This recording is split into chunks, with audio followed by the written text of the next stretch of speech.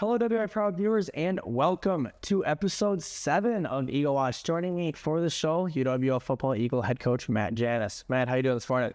I'm doing good, Dan. You sound like you're doing a little better. Cough still lingering a little bit here, but we're doing better. Hanging in there. All right. So let's head back to last Saturday over in Oshkosh. Tough game. Another one kind of slipped through the fingers. Now that you've had a few days to think about that game, what are your overall thoughts?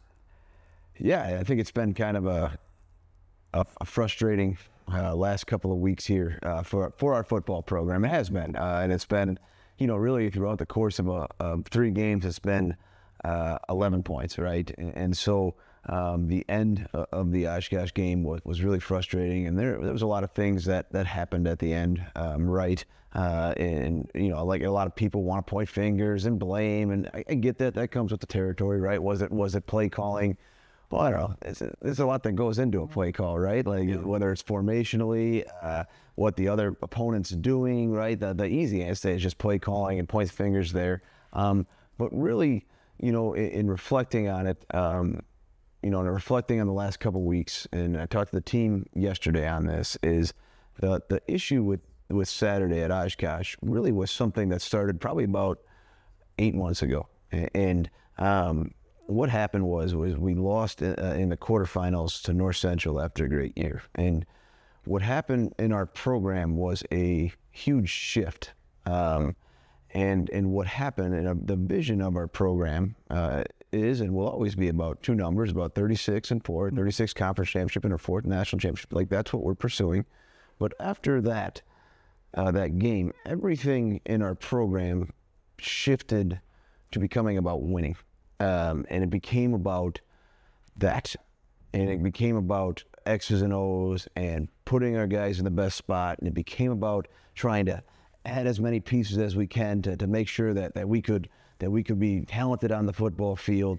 And so everything became about winning, and ultimately what happened was that winning became the culture, and winning took over the entire program, right? And I think Oshkosh knew what the culture of our football program was because they had no problem chirping me with that stuff. But the culture of our football program is the experience, right? And so what happened was winning eventually became the culture, and that's where I'll take the most blame, right? And that's where I'll say I screwed that up over the course of 8 months. I let when it came to the culture of our football program, I let it's like ghost riding a bike down the hill. I just said, here we go. It'll take care of itself.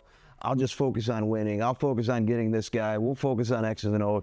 And then ultimately, we didn't build enough of the experience, and we didn't build enough of the core values of our football program. So then when we got into tight situations and we got into, or maybe even when we stumbled 2 weeks ago against Platteville, there was no culture to fall back on. Now the winning, okay, all of a sudden we're not winning, and then we have that issue. So what we've done really over the last 48 hours is we've reset our entire football program. And so we have focused on the relationship, on player and coaches' relationships over the last couple of days, and we're going to continue.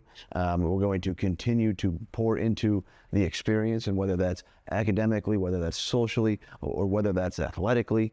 And we're going to put our time, and we're going to invest into each other and the values of our football program, right? And commitment and accountability and growth and positivity. And that's where our football program is pouring their time into right now, because when the experience comes back, when that comes back and our culture comes back, then the winning will happen. Mm-hmm. The winning will happen because of the experience. And that's where, like I said, and that's where the blame falls on me. That's where I've lost my way, was it just the winning overshadowed that. And the reality is the culture and the experience is going to get you to winning, and it's going to get you to 36 and 4. So as frustrating as the last 2 weeks have been, and as frustrated as all of the Eagle fans, players, all that, the last 2 weeks have been probably more enlightening to me, more growth for me than probably over my entire coaching career. So talk a little bit about winning. Just throughout the conference last Saturday, kind of a weird day. Whitewater went down, River Falls went down. So it just shows anybody can be anybody. How is the team kind of using that as motivation moving forward? I don't know. I mean, I think that's just like we all forget, like, you know, and even like I said, 11 points, right, and 11 points is not going to define this season. I will not let it define this season. But the reality is we were able to find ways to win those one possession games in the past, and we got to get our culture back so that we can do it forward. But I keep telling everybody, I don't know if people listen to me or not, but like, this is our conference. Like this is how this thing goes. It is on any Saturday. It is anybody's game. There are, I've said over and over and over and over again, there are really great players in our conference. Not Division III players. There are really great players in our conference, and there are really great coaches in our conference, right? And I don't like any of the schools. I don't like any of the coaches. I don't like any of the players. But my point is, there's really good coaches and players in this conference, and that's what you get on Saturday. And this is what happens. And you have to be, and just like we saw over the last couple, like you have to be on every single minute of a league game. Yep. And that's why it's so special. And that's why, like, when you play in these atmospheres, it's so special because of the level of talent and coaching talent that's on the field on Saturday. And that's why our league, like this isn't different leagues where one team just gets to win 70-0 every single week. Like, this is a dogfight each and every week for 7 weeks. And we're in the middle of it right now. And you know what Saturday's going to be? A frickin' dogfight. Like, that's what Saturday's going to be. It's going to be this is how this league works. It just eats each other. And that's the beauty of it. Yep, exactly.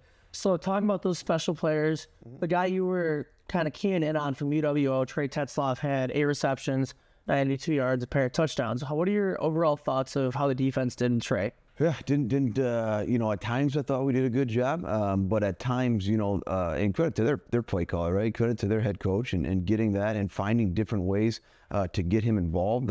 You know, like we talked about last week, they're going to put you in a bind, right? They have really talented tight ends, really fast running back, and really fast receivers on the outside. And so you're constantly, as a play caller, what are you trying to take away, right? And they're going to go 12 personnel and go double tight.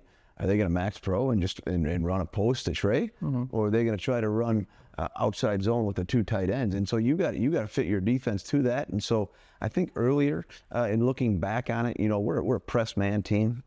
We should play a little bit more press man. We tried to go a little bit softer on him early. You know, it kind of led to a couple catches early, and then it kind of got quiet in kind of like the middle portion of that game.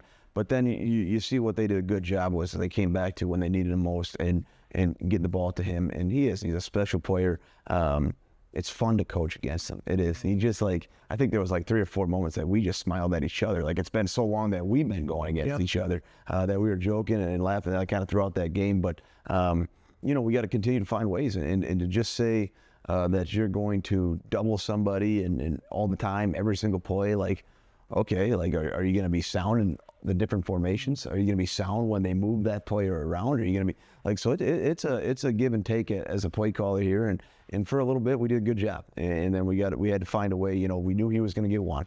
Yeah. Right. No. Like I told our staff, like he's really good. He's going to get one. We had to find a way to prevent the second one. Right. He got a nice one earlier in the game, going towards you know, kind of their open end of the field, and then we just at the end, that was the one that we just felt like we could have played a little bit better coverage on that one.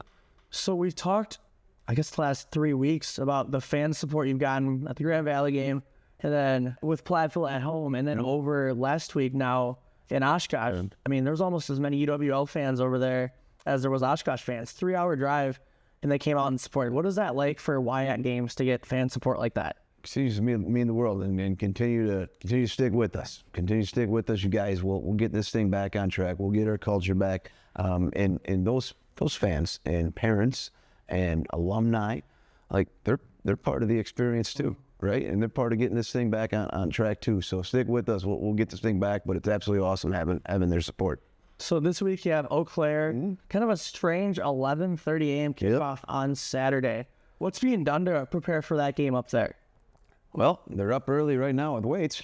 I can tell you that. They've been up since probably 6 this morning, at weights this morning. But yeah, it's a really cool one. It's a televised one. You know, it's two programs right down the road from each other. It's 2 schools that have a lot of similarities, whether it's the city, whether it's the kind of the academic standards that we have. So it's just kind of cool in general. It kind of creates a natural rivalry when you have the similarities like that, right?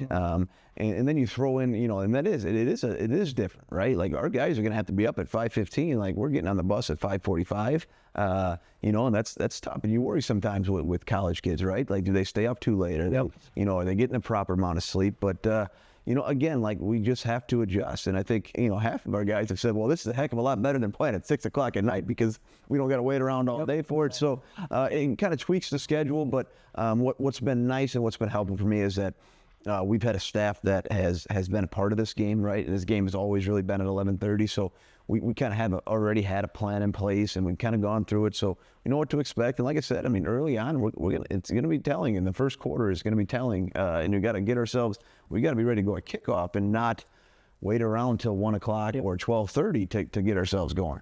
So similar to last week and the week prior, we're going to talk about a player from Eau Claire to watch. Who would that be for Eagle fans? Yeah, number two, Isaac Garside. He's been a really good player. Again, like I just keep saying, I feel like every week I'm talking about a really great receiver from the opponent, and obviously being a defensive-minded head coach, it's like, oh my God, we got to stop another guy, and that's exactly what we have coming on. Is we got a guy who is a really good receiver. He's got all the intangibles of it, but I think where he stands out the most is his overall strength. He is a big guy. Like he is a physical guy. He is thick. He's strong. And what they've really changed, and this program continues to do the right things and build themselves the right way. Where they've really changed is on offense is how much they're getting the ball now. And now they're saying, okay, we're going to find different ways, and they're going to break out of a huddle in one formation. They're going to shift to another one. They're going to motion out of that all in one play. And so to sit there and say like, oh, we'll just be able to double number two the whole game like that. My gosh, like they do so much motion, so many shifts, different formations. Don't show you where he's going to be at. They're going to put him in the backfield. They're going to move him around. Like we got a whole plan on when he's in the backfield, right? Like we got to figure all that stuff out. So he's a really good player, and they've added some nice pieces in that receiving core with that. I think their quarterback, he's been around the league. He's played in the league long enough. You can see his level of comfort now in the throws that he's making. And then on defense, I think they got a really good secondary. I think it's a lot of guys that have played throughout the course of their career. And I think there's some seniors in that secondary.